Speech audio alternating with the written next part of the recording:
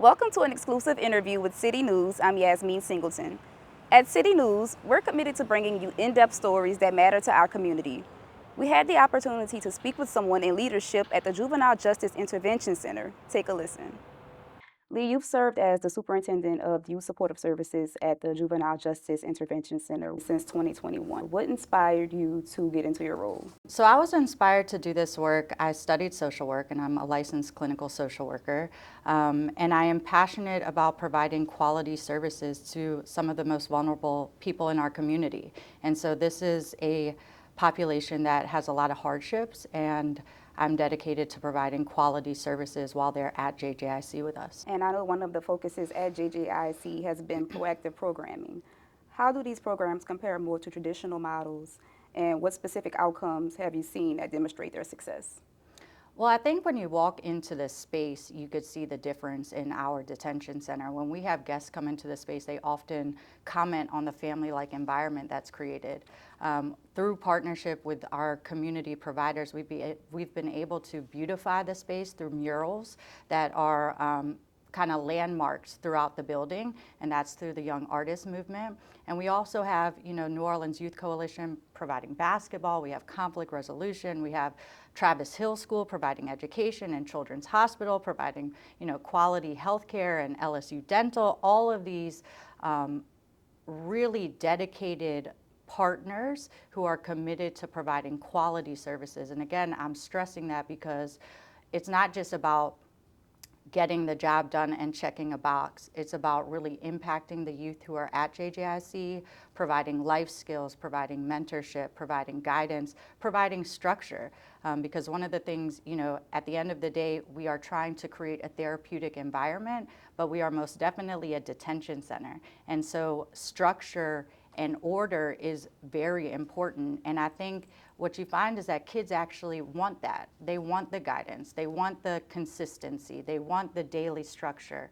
And so through all of that, all these, individuals coming together and committing, I think we've seen a lot of progress. We're going to discuss the resources like you just mentioned. You guys have a partnership with Traverse Hills High School. In 2024, there were 7 graduates who received their diplomas.